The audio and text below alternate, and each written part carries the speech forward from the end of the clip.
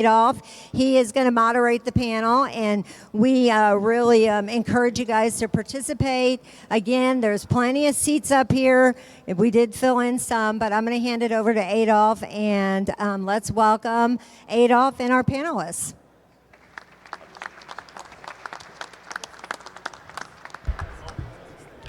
Howdy, folks. Can everybody hear me? Great. We've got a very diverse group of CISOs here today, which I'm going to introduce you to. There's Abdeslam, who you guys have met today, from the city of Minneapolis.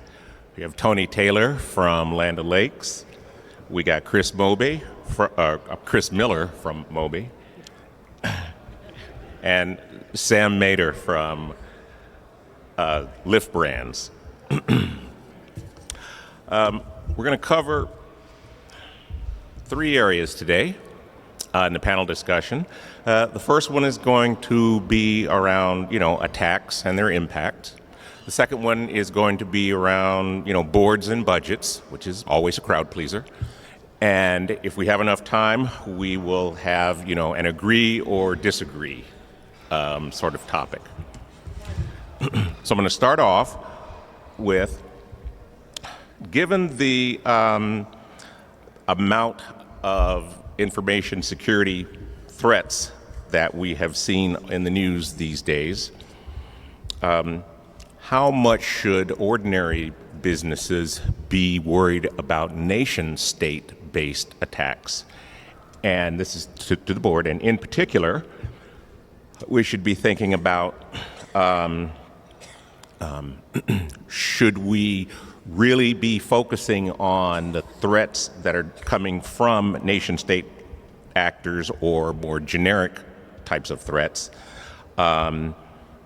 Where does AI-based threats, everybody's talking about ChatGPT, where does that fit in? Where's your worst case scenario? And what changes are you seeing both in your business and in your customer, your customers seeing in terms of how they should deal with these threats? And we'll go ahead and start with Abdeslam, since you're probably the most. Go for it. So from the perspective of nation-state actors, in the past, we could say, for example, like ordinary businesses, like small businesses, or like mid-sized businesses that are not like a big target, didn't have to worry about this kind of attacks. However, with the changes that we are seeing right now in supply chain, kind of compromise or like third-party risk management, nation-state actors are targeting these vendors as a venue to get into bigger organizations, for example. I mentioned Walmart as an example. They have like 200,000 third-party vendors or third-party suppliers that they work with. If you are trying to compromise an organization that large, and then, for example, you couldn't really get any traction in terms of compromising that organization, you're going to focus on their third-party or suppliers as a venue or like as an attack vector to kind of compromise their systems. So I think everybody should worry about nation-state actors, because these people have a very specific agenda. They are very persistent. They are very advanced. Their end goal is to compromise larger organizations, for example, or to compromise other governments. They don't care how they are going to do it. If they are going to use one of the small fish or one of the small guys to accomplish that, so be it. They are going to do that. For the aspect of machine learning and AI and ChatGPT as an example, is it going to give like an edge to the attackers? Probably not. Because again, if we think about like phishing emails, for example, some of the phishing emails that we see have like, for example, grammatical errors. Well, what we learned recently, and the actual CISO of Mandiant last week spoke in Secure 360, he mentioned that some of these grammatical errors are actually intentional. to be put in some of these phishing emails. So I don't think ChatGPT or any other machine learning / AI tool is going to provide the attackers with an edge or with like more advanced capabilities to compromise organizations. I think it might present other challenges in terms of like how people are going to learn and perceive knowledge and advance their careers, for example, or whatever. But I don't think it's going to be a big problem for cybersecurity unless something changes in the next 6 months or whatever, where some other players come in play into this field. So, what do you think, Chris? So I agree with most of what you said. I want to vary a little bit because we talked about disagreeing and agreeing with what each other were saying. So a couple of things. With nation states, I think any company that has cybersecurity right now has to worry about that because Lloyd's of London made a statement and they won't honor their insurance if it's a nation state is one of their pieces of whether or not they're going to pay out. This is a concern, but you have to understand who actually attacked you. Was it somebody posing as a nation state? If it was and you can prove it, they're paying you out. So that's one of the things you have to start to think about. On the API front, I think 90%. I'm going to give the other 10%. The other 10%, I think the machine learning and API is in its infancy. I mean, it's been around for a while, but it's like a child. The more you feed it, the more knowledge it gains. It's going to learn more. It's going to be able to produce more. So think of it like data. All the data you put into a database, the more you get to munch and crunch, and the better results you get out. So I think eventually what you're going to see is that machine learning and API for the bad actors is going to become a better and better tool for them. Tony? All right, so I don't care about nation state. And I say that because I think the TTPs are the same. And I don't know a nation-state actor from a normal actor. I think we're all vulnerable to those countries that have no laws or regulations around people that are bad actors. So if you think of Russia or China or North Korea or others you want to throw in that list, it's hard to distinguish who's a nation-state actor and who's just sponsored and supported by the state themselves. But I think the TTPs largely are similar. So if you take the right protective actions and recovery actions for the standard type of TTPs, and you do the basics really well, like the keynote speaker talked about today, I think that's what you focus on. It's like you don't focus on nation state. You focus on doing the basics really, really well. And if you do those things really, really well, they're going to knock on the door and they're going to go somewhere else. And the only thing I'll say about AI is like those emails that are really badly formulated, they should go away now because all the threat actors should ask for ChatGPT to formulate a really good email versus a really bad one. Go ahead, Sam. I think I'd kind of echo what everybody said a little bit in regards to the threat actors and the nation state actors. You don't really know necessarily who it is. And when you're trying to figure out what's going on, you're not really concerned with where it's coming from, but how do you stop it? How do you recover from it? And how do you move on from it? So I don't disagree that even small businesses should be thinking about it because it is becoming more prevalent in cybersecurity in general. But I don't think that should be the top of focus. The top of focus should be, are you equipped to identify it, remediate it, and recover from it when it occurs? And I think getting into the AI stuff, I guess my big concern there is just the data. Chris kind of touched on that a little bit. People are just injecting data into this platform that is still pretty infant. What are the security controls around that data that you're entering? So I guess my concern would be if people are entering business information into these AI systems, be careful what you're putting in there, because even if they can't use it to directly attack you, they can use it to get reconnaissance on you. They could get information about your business. So you want to be careful with what kind of information you're putting in there. That's a privacy problem. That is a privacy problem, yes. We want the session to be interactive, so if anybody has any questions, don't hesitate to raise your hand. And when you do, someone will come and hand you the microphone so the folks that are online can also hear what's being said. Okay, so then the next question that I'll pose, and we'll just start with you, Sam, is what are your customers telling you that is keeping them up at night? Yeah, so I'm in the small business space. So for me, it's a lot of the email threat.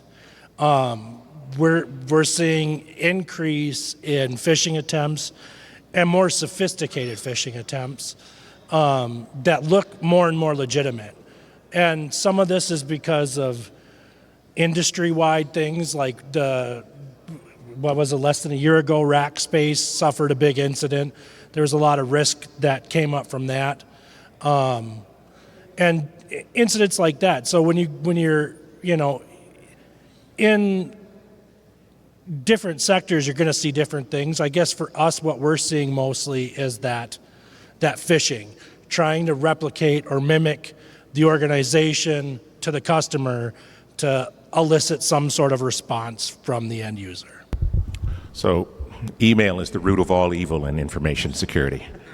Pretty much. What do you think about that, Tony? All right, so Land O'Lakes is a cooperative, and we're a federated cooperative. So our business model is largely B2B. So Walmart doesn't ask me any questions about what they should do in their security program, but a lot of our ag retailers do. And because of the event of ransomware, it really took away the lines of any discrimination on the person you want to attack, because it's not about the data you have, it's meaningless anymore. It's about disrupting your business operations, and they'll know enough about you to go, yeah, I'm gonna hack this person, I'm gonna encrypt their data, I'm gonna destroy their backups, and I'll charge like $5 million because they're an SMB, and they can afford $5 million, but they can't afford $20 million. So yeah, over the last couple of years, I've gotten lots of calls like, Tony, what do I do now? It's like, I don't know, the same thing I've been telling you for the last 5 years. I mean, a lot of people in this SMB market took their head and stuck it in the sand and said, I'm not a target. Ransomware made everybody a target. Everybody's a target, and everybody needs to do the basics really, really well. Got it. Chris? So I've been in the healthcare space for the last several years, both from a healthcare care system and now healthcare startups. So companies like Tony's, they want to know how we're keeping the data safe, how we're doing those pieces of things. The end users want to know, because it's their healthcare data, how are we securing it? Are we keeping it safe again? So that's kind of the main theme. It's just like being in the hospital. Are we exchanging things safely between other entities? That's kind of the healthcare space is pretty much just the same thing. So I kind of reiterate what these two have said as well. So I think the government is a little bit different. I don't have customers, I have constituents. So they don't tell me anything. They tell their council members. However, if you think about constituents as as a city of Minneapolis, and you have your constituents and you have to kind of fight for their rights or fight for their benefits or for something that actually will help them, a lot of what we get is related to privacy per se, because government entity, there is a lot of data collection. So we have a concept that we use at the city. It's called data minimization. If you don't need that specific data set, don't collect it. We try to collect only the minimum of the data that we need to do our job, and really these constituents care about that in terms of if you're going to collect their social security number or their tax ID or whatever, you need to protect it in a way that is not going to put them at risk of identity theft or whatever. And then from my perspective, as I have another set of customers, which are the business departments, and departments that they do, different businesses with, my police department, my fire department, and all of those other departments. Most of what these people care about is their business processes to continue forward. And then, like everybody mentioned, ransomware is one of the issues that could take that whole operation to its knees, and we don't want that. I can deal with pretty much any other attack. Ransomware is a totally different animal. Like if we have malware in the system that's not ransomware, for example, we can eradicate that. We can deal with that. If you have anything related to DDoS attacks, we can deal with those. Ransomware is totally different. You have to be very prepared for it, and it touches on a lot of aspects of your information security program from the NIST framework perspective. And then the last one is you have to be ready for it. You have to be able to recover from it or have that resiliency aspect of it, even if it hits you, that you're going to stand back up and continue the operation. So then the last question I'll ask, and that this topic is, how much are you interacting with your customers or your constituents as it relates to, the worst case scenarios that you would have that would impact your customers or your constituents? Most of my interactions with the constituents is indirect. I interact directly with the business departments that we have at the city, and those oversee the requirements and the needs from the constituents. So that's where my interaction is really focused on, and my main goal is to keep these business departments and their business processes afloat, and then continue their mission so they don't have any issues in carrying out their duties, so they can actually benefit the constituents. Thanks. How about your perspective, Chris? Repeat the question. How much are you working with your customers as far as a worst case scenario that would impact them? So you have the worst case scenario for your business. How much are you interacting with your customers and talking about, contingency planning for them? So not a lot. I think it's kind of test. Okay, it's a great question. I think when you're looking at the startup space, you're primarily focused on what you're doing, how you're protecting the data. You're not as focused as that interaction. Your interactions tend to be your questionnaires, your additional pieces where you're going to have meetings with legal and their security department to talk about different pieces of the contract and things like that. I think that would probably be, as a company matures, I could definitely see something like that progressing. Mm-hmm. Well, Tony, you guys probably have a pretty large supplier network, so... Yeah, I was going to talk about the third-party supply chain. While we're doing a lot with our retailers and customers, because the weakest link in any part of your business is what you have to be concerned with. While I can feel pretty comfortable about my own security program, it really doesn't matter if a third-party supply chain partner goes down and I can't move product through it. So we're doing a lot more work around assessing and working with them about measuring the maturity of their security program and what measures that they have in place in terms of cyber resiliency, and assessing, if we have critical partners and there's only one or two, should we be diversifying and have more partners so we can move product? Got it. Sam? Yeah, I think for me it's trying to educate the customer base. Granted, depending on the situation and the scenario, you're not going to be able to just incorporate them into your security awareness policies and training because they're the customer, right? You're not going to pay for them, but taking information that you can get readily available and communicating that to the customers so they can have that information as well is a big step, because they're just as much at risk as the organization. And in some cases, their risk can directly impact the organization. So you got to be careful on both ends. And then two, communicating to the customer base what it is that you're doing, especially if you're making a lot of changes in your security framework or your security platform, so they understand the steps that you're taking to make sure their information is safe. But again, you have to help educate them on how to keep their information, their side safe as well. Thank you. Okay, we're going to change it up a little bit. And now can you talk to us about how you are articulating risk to your executive leadership and by extension to the board? Yeah, so again, being in the small business space, that's a little bit different. So I usually work with my person that I report to in the executive team, and we look at a couple of different factors. We look at what we have currently, and is it working, and do we need to make changes first? Because we're not going to try to bring risk to the board to implement something if it's not necessarily needed.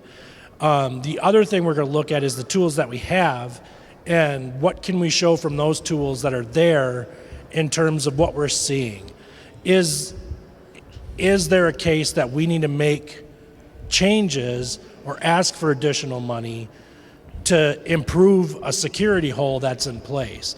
A prime example would be like switching from one vendor to another. Are we getting the metrics from one vendor that we thought we were getting, or do we need to go to another vendor to get that satisfaction that we were looking for from the first vendor that we didn't get? And a lot of that is because in the small business space, a lot of what you're using for your security is vendor-based. You're not doing it necessarily in-house. So you're relying on them to help kind of provide you that information that you can then bring to the board and to the executive team to drive that discussion. Got it. So, Tony, what kind of conversations are you having with your board? Yeah, I think for every company you have to be specific with your board about what your risks are. So you really do have to associate with the risks. So Land O'Lakes, we're a manufacturing company. We have a lot of plants across the U.S. We have a lot of PLC networks. That's an area of risk for us. If a plant goes down and we can't take milk, we're going to start dumping that milk on the ground. We have to pay the premium for that milk. We've guaranteed the farmer we're going to pay for it. But if we can't process it, then that's going to be a problem. So I talked to them in the context of our business and what we think our major risks are. And to be honest, for Land O'Lakes, it's like we don't hold a lot of data that would be highly valuable, maybe a little bit in the ag tech space. We're a manufacturing company, so our risk is ransomware. Somebody getting into one of our weakest links, or maybe through a third-party supply chain vendors, and shutting down our operations, which would be very impactful, right? So then I start talking about, okay, we've done all these things on the corporate side of the network, which is great. We should feel really good. But those plants out there, I don't really know what's going on, right? So then you start working your way into those environments and making sure you have the same type of resiliency in the weakest link of any part of your organization that you do, like in your corporate headquarters. And that's what we focus on. And that's what we talk about. Again, associating real risk for our business and dollar impact. And I think you asked earlier, it's like, and we put a dollar impact on that. Plant X goes down, that's like $1.5 million every day. Plant Y goes down, that's $800,000 every day.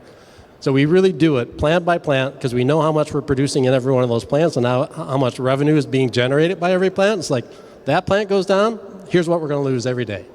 And here's the controls that we're missing, and here's where we need to invest. So, Chris, how are you articulating risk to a tough audience? It's interesting in a startup because they're mission and business focused, 100%. They're less cybersecurity, they're less privacy. I'll call it compliance is driven as out of a need for the typical industry in, right? So you got HIPAA, high trust, and those types of things. So you have to drive your initial program through those compliance pieces. We have a risk enterprise.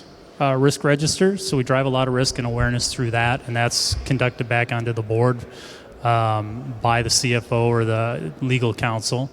I think you have to back it up, though. I think that's the one thing that I learned as I'm going into the startup space is understanding how to gather the metrics when you don't really have a robust system in place where you can't gather a lot of data. So you got to provide them something that's sound, that's based on fact, and have that financial understanding. What's the cost going to be? What can we bring in at what cost to mitigate it? I think a lot of people go, I'm bringing in this great tool and it's going to do all this stuff and it's going to cost us $170,000, right? For a larger company, that might not be that big a deal, but for a company, startup, that's a lot of money. And it's a lot of capital to push. So you're looking for solutions that are going to be there where you're at in your growth model. So what is the risk based on your growth model? How do we mitigate that risk to a point where, okay, this is going to carry us for a couple of years, as the company grows, we're going to increase risk, we're increasing revenue, we now have a little larger financial burden. How does that risk change? What do we have to bring in, and how are we going to mitigate it as we grow? Data is a big piece of that in a small company, especially with all the data-driven healthcare startups. Chris, I think you have a question from in the audience.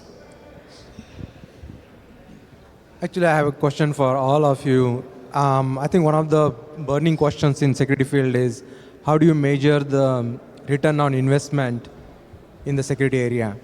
And the question that comes is that, okay, you know that what is impact, like $1 million or if something goes wrong, and so you want to invest security into it. But if something not breached, you don't have any successful attack, how do you attribute that to your investment versus you are not really attacked? So how do you measure that whatever the number of dollars you put in your investment, it was worth it? I'll restate the question. How are you quantifying risk in a way that your board or executive leadership can get what I call intellectual control over? Well, I like the first question first, but so again, I look at what the impact is of the likelihood of an outage, the probability of that outage within our environment, and go, here's what that impact would be. And then I look at the controls that would mitigate, either prevent or recover from that type of an event. And then identify the gaps and go, here's where we need to invest, and here's why we need to invest in that area. I do a couple other things. Just from a general, I measure how much I invest in security. So I'll put us in an ag or a CPG company, and I get the industry statistics, and I go, here's what you're giving me, this 2%, and the industry average is 5 or whatever it's at. So we're doing the best we can with what we have. We also use industry frameworks to measure the maturity of our program and also identify the gaps. So everything's about the gaps, because security is a risk management program. It's not a security program, it's a risk management program. How much risk are you willing to accept, and how much risk do you want to mitigate? That's the key aspect of our roles as cybersecurity experts. Like, what is the risk we're exposed to? What's it cost to mitigate it? What's the probability and impact that will occur in our environment? And that's what I try to paint every day. You've just generated another question from in the audience, from the gentleman. Let me take a shot at your question, then we can give it to the other person there. So when I look at security, the return on investment in security is very hard to quantify. When you go into your manager or your C-level executives or the board or whatever and tell them, hey, I need $200,000 for this two and for this one and for this one, and it ends up to be like $1 million or whatever, they're going to look at you like you're just crazy. Like, why do you want that money? Like, what's the return on investment on that? Because they speak business terms and monetary terms. The key is to do some of what Tony mentioned, and then to add some benchmarking and assessments in your organization to make sure that you are relaying that information in a way that they understand, and they don't, look at you like you're speaking a different language. So relaying that information and presenting how much it's going to cost them, for example, to lose a specific plant, like Tony mentioned. Like if you don't invest these specific controls, if you don't invest in these specific controls or these compensation controls, or do some specific activity that will address a specific risk, either accepting it, transferring it, or mitigating it, or whatever, and then this plan and this risk takes place by likelihood, for example, then you're going to lose $800,000, for example. They will understand after that, and that's really where the discussion should be kind of focused. So, thanks. We have a question. Slightly different. Slightly. Is this on? I don't think it's on. Slightly different. Can you hear this? Slightly different topic, but as we all know, there's an endless amount of information, data on individuals, corporate executives, corporations floating around the internet. And there's kind of a generic word called open source intelligence that everybody from competitors to nefarious nations are using to pick off all that information, connect the dots, and do whatever they want to do with it. Even the FBI uses that type of technology, and recently they caught somebody on a dating website bragging about some criminal activity they did. But my point is, are you worried about using AI-type tools to gather information and create very sophisticated emails that may involve, corporate information that only a few people may know, or it's on somebody's LinkedIn page, and they create an email either as a scam or as a phishing attempt that is very sophisticated, and somebody would easily fall prey to it because it maybe mentions a half dozen employees, and there's the old scam about the executives traveling.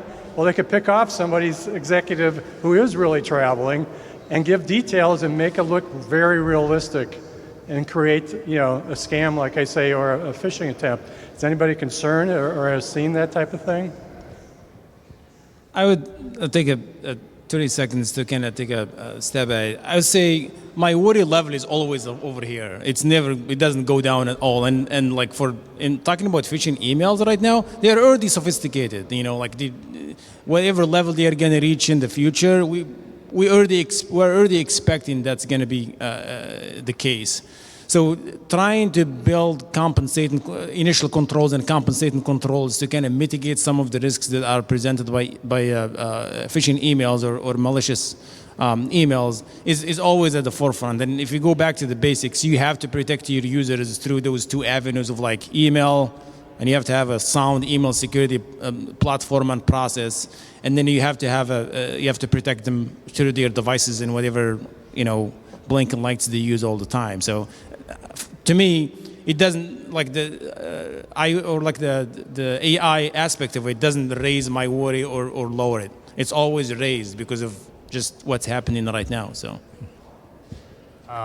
Absolutely, 100%. One of the other things I think you have to think about is what are your protocols, right? So for financial services or for any financial, your CFO and their team, what's the validation protocols? I can't tell you how many things have come through and actually made it past everybody, the fish, the vish, the smishing, and they've actually gone, okay, I'm buying this or I'm paying for this. And where that two-step has come into place and they're questioning it and they say, no, I didn't authorize that or I didn't do something like that. I think how you set that up and how you train in your security awareness training for everybody for those things is key, because they have to understand what are our protocols. How does that work? If I see this, even if it's a legitimate business expense, right? Who's the validator? Who's this? What do you have in place to make sure that you catch it, whether it's good or bad? I would say what I said earlier is all the ill-formed emails with the bad English should go away now that we have AI engines. So all those should look totally legit going forward. But the technology is still the technology. Malicious URLs, malicious attachments, it's all the same. Your technology, invested in good technology, should catch that and get 99% of it out of the way, right? I think when you talk about okay, so all the emails look legit, now let's talk about wire transfer fraud. Wire transfer fraud is not a technology issue. It's a process issue. You don't trust any email, even if it is a legitimate email, because it's been a business email, compromised email. It's you pick up the phone, you call a known number, and you go, is this really right? And you have a two-step verification on the inside. Bam, you're done. And I say all that in jest because we've been a victim of that so many times, and we train our employees all day long on this stuff. But it's a process issue, not a technology issue. Yeah, I think that's kind of hard to follow. That's because I would say the very same thing. It's you try to educate the best you can on especially this more sophisticated phishing emails that are out there. And again, with AI, people are just feeding it information. So it's making it a lot easier to get that information, like you said. So it's not just teaching about the email itself, but how to be smart on the web. Don't go to ChatGPT and put in all of your company information, because it's not smart. It's not good for your business. It's not good for you, because if you're caught, and a lot of businesses might say that's an infringement of some non-disclosure agreements or something like that. So, just trying to educate users to be smarter with not only what's coming in, but what they're putting out. Because LinkedIn is a problem, Facebook is a problem, Twitter is a problem. You got to be careful with what you're putting out there, just as much as what's coming in. So, Thanks. We have another question. I'd like to go back to ROI since we were already talking about it, but I'd like to switch the topic to security awareness. So what do you use to convince the CEO or the board of directors on the return on investment for security awareness training? That's a good one. For me, I've actually brought in security awareness training platforms to 2 businesses now. The way I approached it in that situation was very much here's the cost of what can happen from a breach in our industry. Like if you look at typical things, this is what it could cost. And one of the simplest ways to prevent that breach is to implement something that teaches the users how to identify where the risks are and what the risks are that are coming in. But it's anything that deals with money is a hard sell, especially if you're in a small business situation, or as Chris mentioned, in a startup situation. You're essentially asking the business to invest money that they might want to use elsewhere or commit elsewhere. So you've got to present it in a way that not only drives home what the risk is and what it can do to prevent that risk, but also how it can help the organization. So, for example, I brought in MOBÄ as our platform, and one of the big reasons I brought that in was how they did the training. It wasn't the training that they were doing necessarily, it was that it actually, I felt, engaged the user a lot better. And then after demoing it with some of the staff on the first organization, the feedback was all really positive. So talking to those vendors, getting that demo, and trying to get a couple of stakeholders to buy in to give that user investment input. Because at the end of the day, they're the ones that are going to be ingesting that training. So getting them to sign off on it really kind of helps drive it to the business too, because you're not only filling that gap for the risk, but you're also getting a positive feedback from the end user that's going to be using it. So I have a question then to that. Metrics?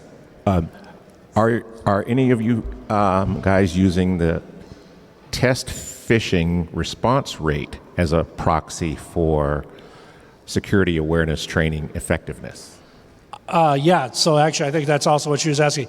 Yeah, that's another way that we did it. So again, MOBÄ, and I'm not trying to sell for them necessarily, but I'm sure others do it too. You could do an initial phish assessment for free, and it'll give you, how many people failed, how many people reported it. Which company did that? I did MOBÄ. Nova? MOBÄ. Okay, is the one that I did, but I know there are. Okay. Yeah, I know there are plenty of other ones out there. That's just the one that I landed on. But yeah, doing the initial assessment also helps, because then you get the metrics to actually show this is how many people clicked. Thank you. Yep. What do you think, Tony? All right, so semantics, but I never talk about return on investment in security. I'm trying to protect revenue. There is no return on what I do. I am protecting revenue from going out the door. But to that degree, I think it's a layered approach in security. We've all talked about the layers of security, and one of them is clearly security awareness. Employees, contractors, board of directors all need to know the type of threats that they're going to face. We need to test them against those threats and validate their awareness and education. And MOBÄ and other tools are great for doing that. But it's not a return on investment. It's just another tool in the tool chest that helps you prevent loss of revenue. Yeah, I agree. I think it's if you're looking for a budget and you don't have a budget, there's free tools out there that you can use. I can't remember what they are because I've been Wizard. Yeah. I think you have to look at, again, that measurement is key, right? You drive towards a number. If your number is huge and you have a large amount of your staff failing, you're open for compromise, you're open for malware. There's your reason for getting it. The other big driver, and I hate to say this again, is going to be compliance. Because in a compliance, well, you got regulatory, HIPAA, PCI, I don't know if they've got it in there, so I can't remember, but HIPAA, high trust, it's required. It's one of your controls. So think about that. If you have a control you have to meet, you're going to have to meet that demand. How are you going to meet that demand? You're going to have to purchase a tool. Yeah, or cyber insurance as well, right? I mean, you've got all these things that are going to demand that you have something, and it's something that the company has to meet. I think I agree with all of you on this. I think it comes down to reducing your attack surface. If you are training your users, maybe initially you have 30% of your users still open a malicious link or click on an attachment or whatever, and you train them and you can reduce that number to 8% or 10%. That's good. You're reducing your attack surface to that 10%. Then you're going to have to put some other compensating controls in front of it. However, your phishing simulations usually bypass all of your controls in terms of email security. So when you do a phishing simulation, all of those emails that you are sending are going to be delivered to people's inboxes.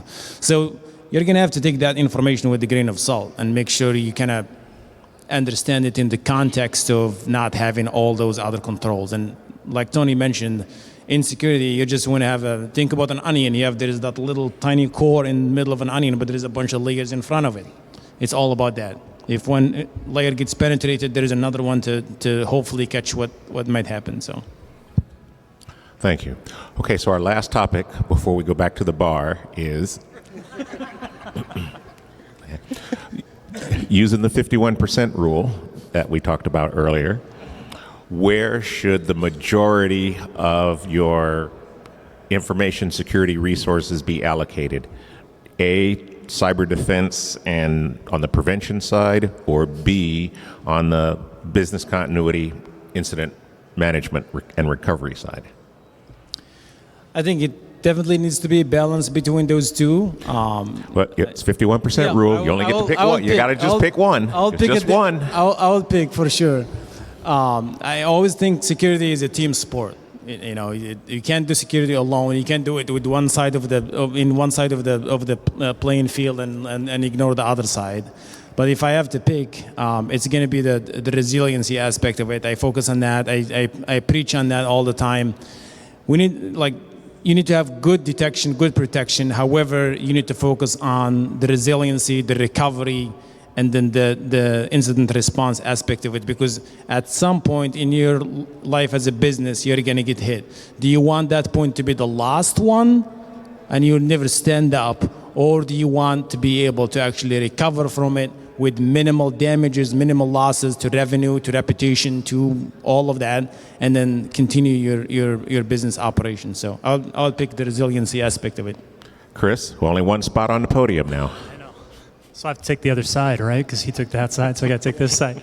So I'll take the opposite side, the prevention, because it went that way. So from a regulatory perspective, I know I've talked about regulations and controls and pieces like that. Depending on the industry you're in, how heavily are you regulated and what is the demand? If it's about prevention, detection, and all those things, you're pushing it right to that 51% in the front, not so much in the recovery. I do believe this is very important, and I would say balance, but we're not allowed to. So based on your industry, I would take a look. Are you regulatory mandated to do certain things, and how heavy does that weigh in your budget against having the recovery and the resiliency? So I'll take your question literally. You have to be able to recover, period. You can't prevent every type of attack. We always say it's not if, but when, and it's going to happen. You absolutely have to be able to recover your environment quickly to sustain your business, or you're out of operations. I think I would echo what Chris said. Regulatory compliance is obviously going to drive this for your organization. And that's whether you're a large organization or a small organization. I mean, if you have compliances that state you have to look at it from a defensive aspect and preventing, then that's what you have to look at to meet those regulatory compliances.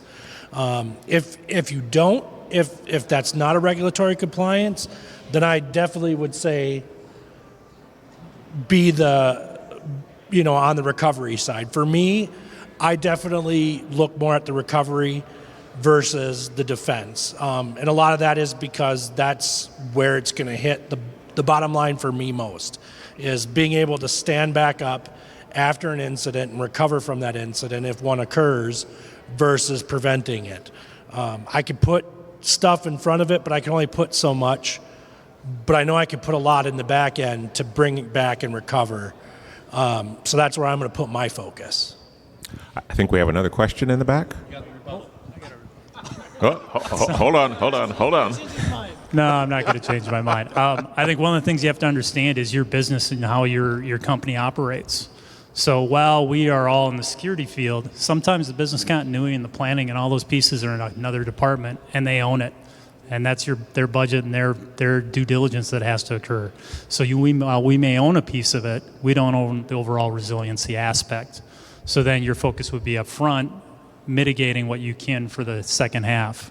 But if you are responsible for all of it, I would say your 51% is going to be in recovery because your business will die. And maybe it won't. Look at Target, look at some other, they took a bounce. But if you can't recover and you can't restore, how many months? Is it weeks, days, months, hours before you're up and running? How much revenue did you lose, right? How many customers did you lose, right? Are you going to be able to recap all those customers, bring them all back? Are they going to have the confidence in your company? So I think that resiliency and being back up to running and having that same data and the performance, the services up and running is most important. All right, I'm not done yet. So I agree with what he said, and I don't own backup and recovery, but I have oversight of it. So all you folks out there that are in the cybersecurity space, if you're not managing your infrastructure ops people to make sure that you're signing off and agreeing to how they do backup and recovery, then you're missing it. You have to own it, because that's part of cybersecurity, is recovering your systems. Even though you may not be doing the backups, you better be providing the audit and the oversight and going, what we're doing here in this organization is valid, or no, it's not, and we're at risk. Got it. Hang on, we got a question in the back. I just want to say thank you for being here. One thing that I look at is cybersecurity is chasing a moving target. There is no 100% guarantee in this field, but we try to get as close to it as we can. When I am dealing with businesses and customers, one of the things that they always are scared of is the price. How do you vet open source tools and be able to justify and explain the validity to using those to businesses that want to be able to have a commercial product that they can go back to if there is a problem with it? I'm going to restate the question, and correct me if I'm wrong. What's your opinion on the use of open source tools as it relates to an information security perspective? Or how do you vet them? How do you determine them to justify them in a business when there is a perception that open source is not as secure, it is not as well maintained for a business to use it for a cybersecurity tool? That's a good question. I think it's that for me anyways comes down to risk acceptance. What level of risk am I willing to accept versus, either transfer to another, whether it's cyber insurance or whatever that might be. And then what is the tool doing? I guess it varies from tool to tool, because there are some tools that have open source options, but then have closed source backends. So even though the front end is open source, the back end is closed. So it really depends on what kind of tool it is. OpenVAS? Yeah, I'll let Abdeslam touch on that one. So the concept of open source is not secure and not good is flawed. It's not correct. Yeah. So you have to do your due diligence regardless if it's open source or closed source or whatever. If you look at SolarWinds, you will understand what I'm talking about. SolarWinds is a great organization. They have processes in place to produce good code. Well, look what happened. Okay. So open source is great. You just have to do your due diligence if you want to use open source. You know, you don't just go to GitHub and download whatever you see and then install it in a system with privileged accounts or with privileged access and hope it works. You have to vet the software, make sure you do an analysis. You have antivirus. You run it through a scan. If you have access to the source code, you review the code. It's a lot of work. However, just the due diligence we have to do to use open source. And I think OpenVAS is as an example, it's a great tool. I used it previously. I don't use it now, but I use it in different life, and it performs just as any other commercial tool out there. So it's literally just that due diligence and making sure for anything you install on your machines or on your servers or wherever, you know where it's coming from. You did your due diligence to make sure it does not present any new risks to your organization. So, 100% agree. That's great because a lot of companies are to be dynamic. They're using a lot of open source. They're using a lot of tools. I think one of the things that we skip over, and it comes more from the privacy and legal side, is the EULA agreement, right? So we just go ahead and sign. It's like our phones, right? You find, oh, cool new app. Hey, yeah, allow, good, yep. And now it's collecting all this data from me. So you get the same thing with a lot of those open source tools. You don't review the EULA to understand what they're doing. You're not doing a contract, maybe, right? You're just grabbing it, implementing it. You're not going through a process. And I think that's the biggest thing. You got to have a process for open source. It's not just grab what you want. And then understand what that EULA is. What data can they collect from your organization? Right? And you see a lot of different organizations where like, how did they get that? Where did that come from? Right? And so, but because you signed away your data, your customers' data, now who's responsible? So you just have to put the right processes in place. Nope. Thanks. I think we've covered that pretty well. Okay. If there are no other questions, I think we could give our panelists a big round of applause.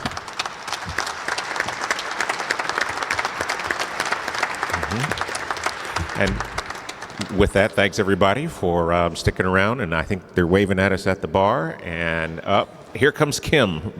I actually have one last question really quick for all of you. First of all, I want to thank all the sponsors because without them, we couldn't be here. So how about a round of applause for the sponsors?